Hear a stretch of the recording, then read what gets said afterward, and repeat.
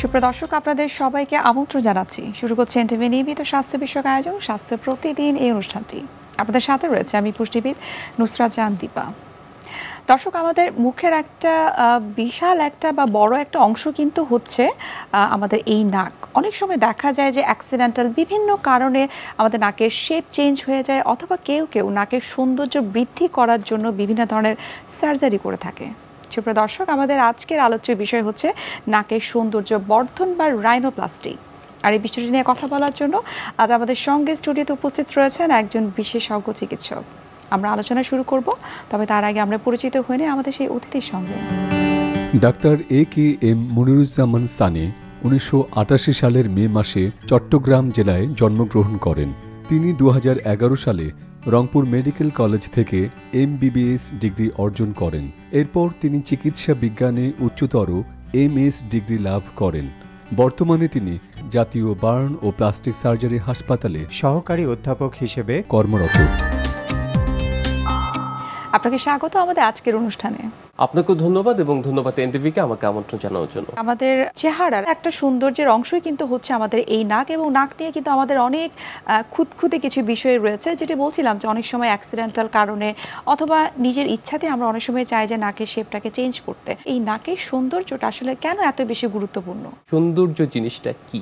সৌন্দর্য জিনিসটা হচ্ছে যেটাতে আমি আমার নিজেকে ভালো ফিল করি।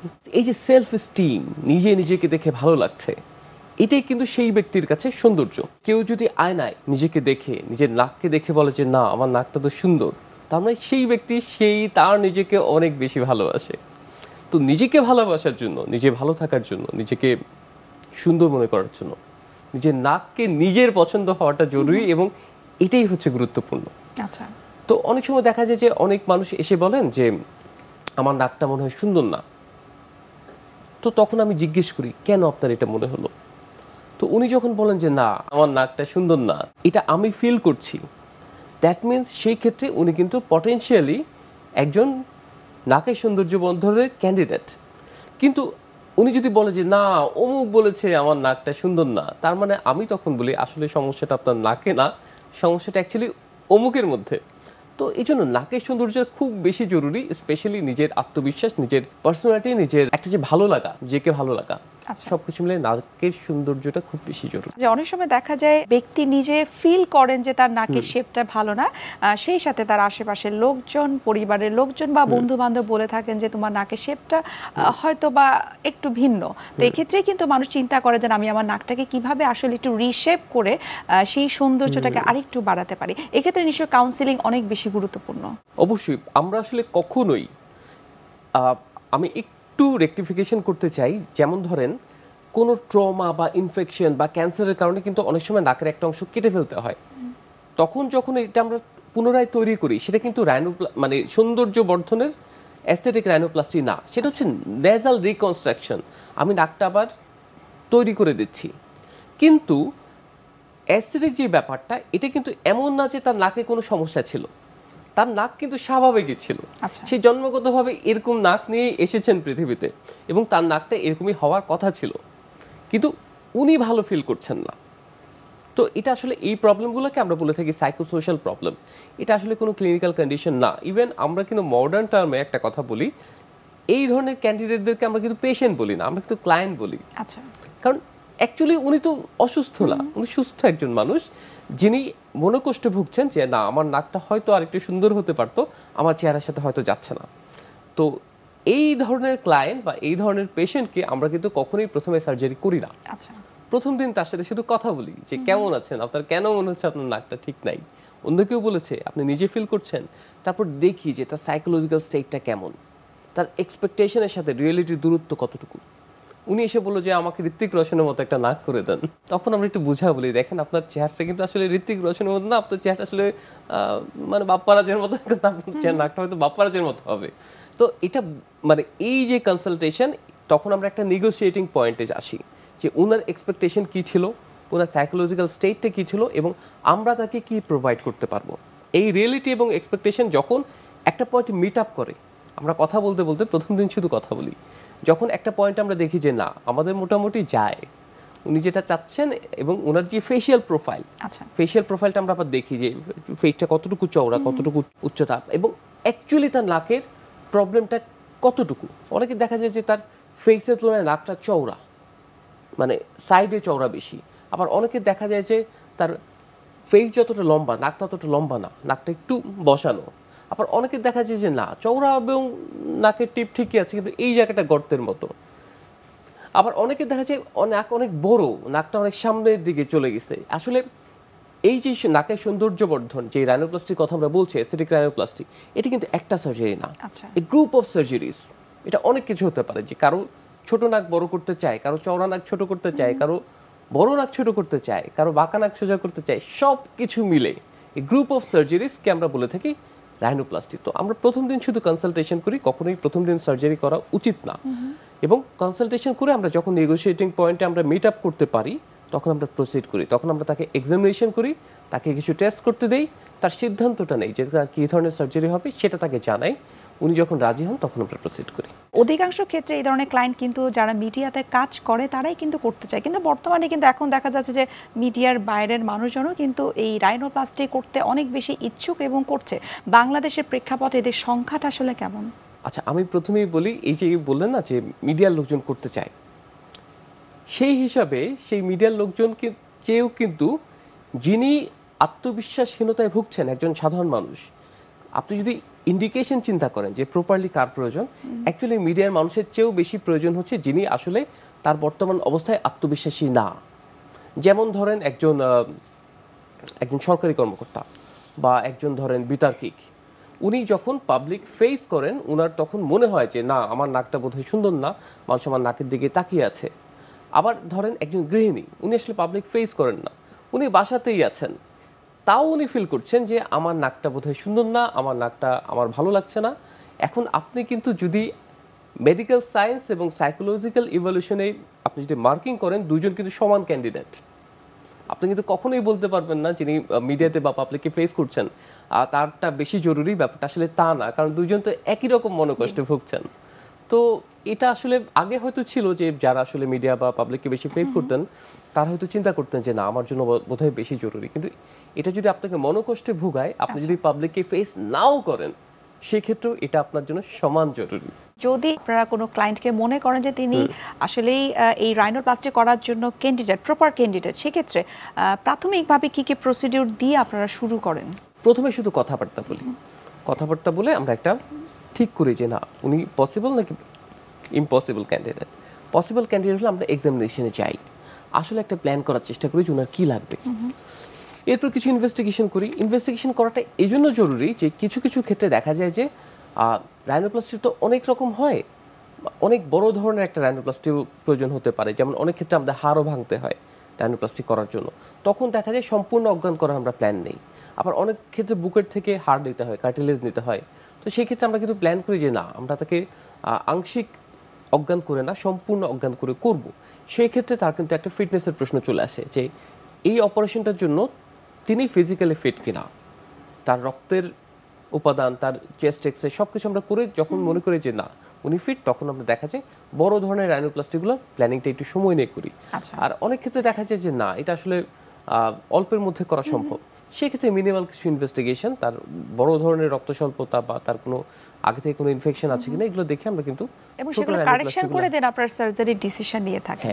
আচ্ছা, যখন আপনারা সিদ্ধান্ত নিলেন যে আপনারা কোনো ক্লায়েন্টের রাইনোপ্লাস্টি করবেন, এক্ষেত্রে কারো ক্ষেত্রে হয়তো যিনি করবেন তার ক্ষেত্রে একটু ভীতি বা শঙ্কা থাকে যে আমাকে হয়তো এনেস্থেসিয়া নিতে হবে, আমার জ্ঞান ফিরবে কিনা। তো এই বিষয়গুলো নিয়ে নিশ্চয়ই আপনারা কাউন্সিলিং করে থাকেন, সেটা আপনারা কিভাবে আসলে প্রসিড করেন? যেই রাইনোপ্লাস্টিকগুলোতে দেখা যায় বড় ধরনের কারেকশন লাগবে, যেমন ইউজুয়ালি ন্যাজাল বোন যেগুলোতে ব্রেকডাউন করতে হয়, অথবা বুকের থেকে কার্টিলেজ দিতে হয়, বা বড় ধরনের অন্য কোথাও থেকে টিস্যু আনতে হয়, সেই ক্ষেত্রে কিন্তু আমরা জেনারেল অ্যানেস্থেসিয়া প্রেফার করি। আর কিছু কিছু কারেকশন, যেমন ধরেন আমরা ফেশিয়াল প্রোফাইল দেখে বুঝলাম যে না এমনি ঠিক আছে কিন্তু নাকটা একটু চওড়া, সেটা কিন্তু আমরা অ্যানেস্থেসিয়া দিই না।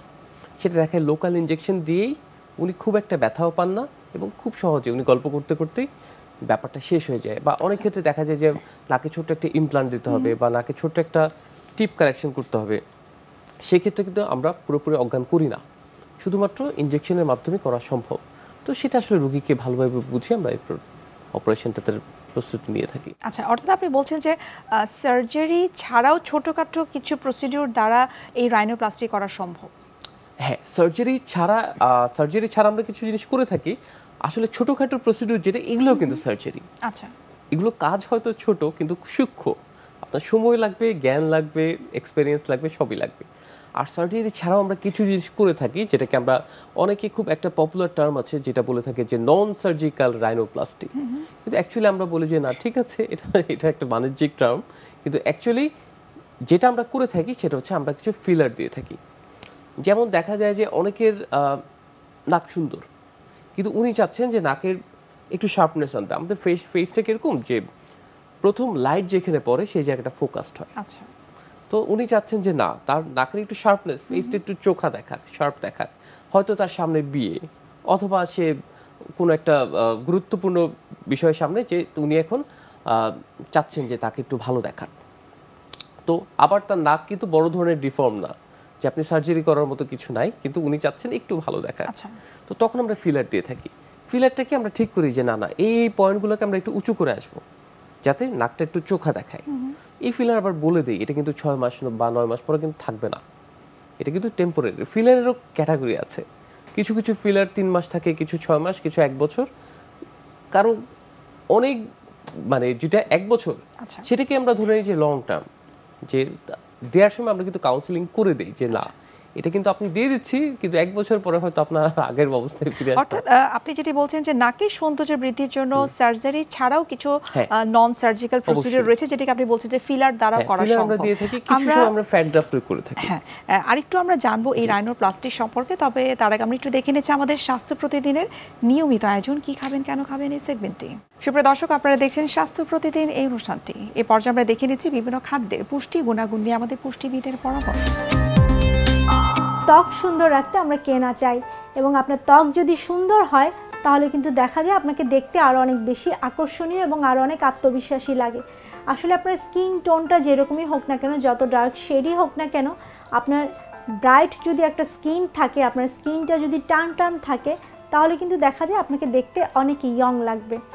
এখন এই ত্বক সুন্দর রাখতে হলে খাবার তালিকায় কি খেতে হবে বা কোন ধরনের খাবারগুলো আমাদের স্কিনটাকে ইয়ং রাখবে, বা দেখা যাবে যে স্কিন দেখলে আপনার স্কিনে কোনো রিঙ্কেল থাকবে না, কিংবা হলো যে কোনো ধরনের ডার্ক সার্কেল থাকবে না, এটা দূর করতে চাইলে আপনার খাবারে কিছু খাবার অবশ্যই যোগ করতে হবে। শুরুতে যদি বলি যে আপনি যদি স্কিন সুন্দর রাখতে চান, যে আপনি যদি চান যে আপনার স্কিনে কোনো রিঙ্কেলস না পড়ুক, তো সেক্ষেত্রে তো অবশ্যই আপনাকে দুশ্চিন্তামুক্ত জীবনযাপন করতে হবে এবং ভালো একটা ঘুম দিতে হবে, যাতে আপনার দৈনিক 8 থেকে 10 ঘন্টা একটু ঘুম হয়। ঘুমটা ভালো হলে কিন্তু স্কিনটা দেখতে অনেক সুন্দর লাগে। আর খাওয়ার তালিকায় আপনি অবশ্যই কিন্তু তাজা শাকসবজি এবং ফলমূল রাখতে হবে। কিছু সবজি রয়েছে, যেমন আপনার গাজর, মিষ্টি কুমড়া, এই ধরনের যে সবজি রয়েছে যেগুলো দেখতে একটু কালারফুল, মানে অরেঞ্জ কালারের এবং রেড কালারের, এগুলো কিন্তু দেখা যায় যে আপনার বিটা ক্যারোটিন থাকাতে আপনার স্কিনটার যে বয়স সেটা কিন্তু লুকিয়ে রাখতে সাহায্য করবে, স্কিনটাকে টান টান রাখবে। আপনি সকালের নাস্তায় কিন্তু 1 গ্লাস গাজরের জুস গ্রহণ করতে পারেন, কিংবা দেখা যায় যে নাস্তার পরেও গ্রহণ করা যেতে পারে। আফটারনুন স্ন্যাক্স হিসেবেও কিন্তু আপনি গাজরের জুস গ্রহণ করতে পারেন। সবজিতে আপনি মিষ্টি কুমড়া রাখতে পারেন, সালাদ হিসেবে টমেটো রাখা যেতে পারে। এগুলো সবগুলোই কিন্তু আপনার স্কিনটাকে সুন্দর রাখবে। এরপরে আপনার গ্রিন টিতে কিন্তু প্রচুর পরিমাণে অ্যান্টিঅক্সিডেন্ট রয়েছে। যারা স্কিন সুন্দর রাখতে চায়, স্কিনটা চায় যে খুব একটা ব্রাইট থাকুক, কিংবা স্কিনে যাতে কোনো ধরনের ছোপ ছোপ দাগ না পড়ে, সেক্ষেত্রে কিন্তু আপনি অবশ্যই হলো যে গ্রিন টি গ্রহণ করতে পারেন। দিনে 2 কাপ পর্যন্ত গ্রিন টি গ্রহণ করা যায়। এটা আপনি নাস্তা গ্রহণ করার আধা ঘন্টা পরেও গ্রহণ করতে পারেন, কিংবা সারাদিনে আপনি যখন অন্য কোনো চা গ্রহণ করেন বা চা পান করেন, সে সময়ও কিন্তু আপনি গ্রিন টিটা খেতে পারেন। গ্রিন টি খাওয়ার সময় অবশ্যই এর সঙ্গে কিন্তু আপনি লেবু এবং আদা কুচি যোগ করতে ভুলবেন না। তবে হ্যাঁ, গ্রিন টি পানের সময় একটু খেয়াল রাখবেন, যাদের ব্লাড প্রেশার লো হওয়ার সম্ভাবনা থাকে বা যাদের দেখা যায় কিছুদিন পরপরই ব্লাড প্রেশারটা ফ্লাকচুয়েট করে বা ব্লাড প্রেশার লো হয়ে যায়, তারা কিন্তু অবশ্যই গ্রিন টি পান করা অ্যাভয়েড করবেন। এরপরে ভিটামিন সি যুক্ত খাবার। ভিটামিন সি যুক্ত খাবারে কিন্তু প্রচুর পরিমাণে অ্যান্টিঅক্সিডেন্ট থাকে, যেগুলো কিন্তু দেখা যায় যে আমাদের ত্বকে যে অনেক সময় মেস্তা পড়ে কিংবা আমরা যখন বাহিরে যাই রোদে বের হই তখন কিন্তু ত্বকে দেখা যায় এক ধরনের পোড়া দাগ হয়, সেটা দূর করতে চাইলে কিন্তু আপনি ভিটামিন সি যুক্ত খাবার খেতে হবে। আপনি চেষ্টা করুন প্রতিদিন 2 গ্লাস করে লেবুর শরবত পান করতে। ভিটামিন সি যুক্ত ফল যেগুলো রয়েছে কমলা, মালটা, সেগুলো গ্রহণ করতে পারেন।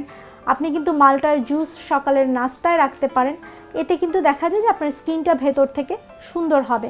ভিটামিন সি যুক্ত খাবারের পাশাপাশি কিন্তু ভিটামিন ই যুক্ত খাবারও খুবই গুরুত্বপূর্ণ, কারণ ভিটামিন ই হলো অ্যান্টিঅক্সিডেন্ট যুক্ত খাবার।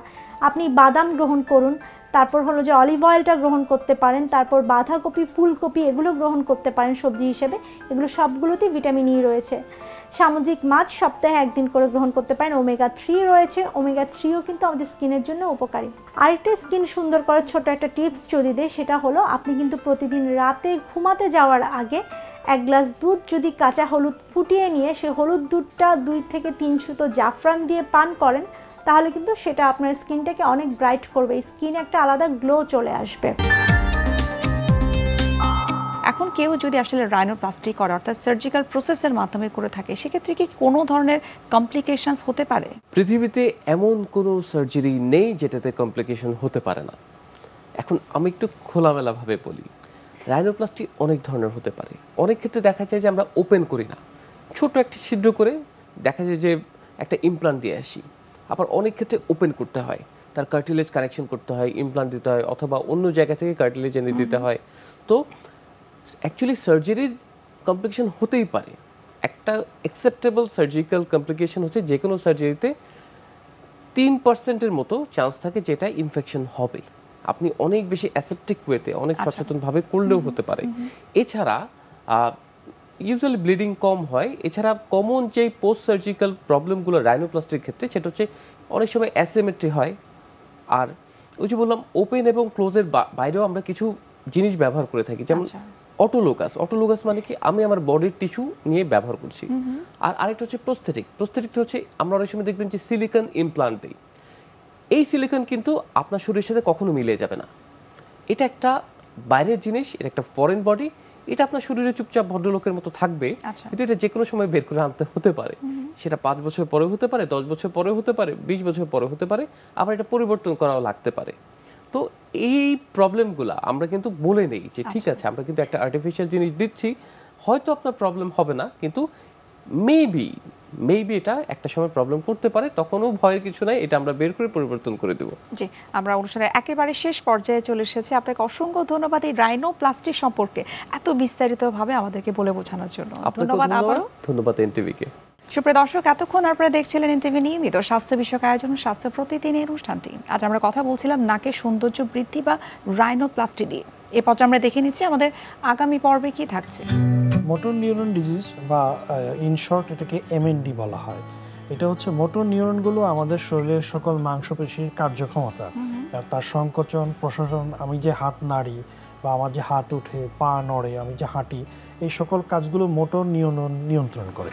বিশ্বের যে কোনো প্রান্ত থেকে যে কোনো সময়ে এনটিভির জনপ্রিয় অনুষ্ঠান স্বাস্থ্য প্রতিদিন দেখতে আপনারা ভিজিট করতে পারেন আমাদের পূর্ণাঙ্গ পোর্টাল www.ntvbd.com এ। এছাড়াও এনটিভির বিভিন্ন ধরনের জনপ্রিয় অনুষ্ঠান অথবা নিউজ আপডেট পেতে আপনারা ভিজিট করতে পারেন আমাদের ইউটিউব চ্যানেল এবং ভেরিফাইড ফেসবুক পেজে। দর্শক, আজ এখানে শেষ করতে হচ্ছে। দেখা হবে আবার আপনাদের সঙ্গে। সে পর্যন্ত আপনারা সবাই ভালো থাকুন, সুস্থ থাকুন এবং সবসময় এনটিভির সঙ্গেই থাকুন।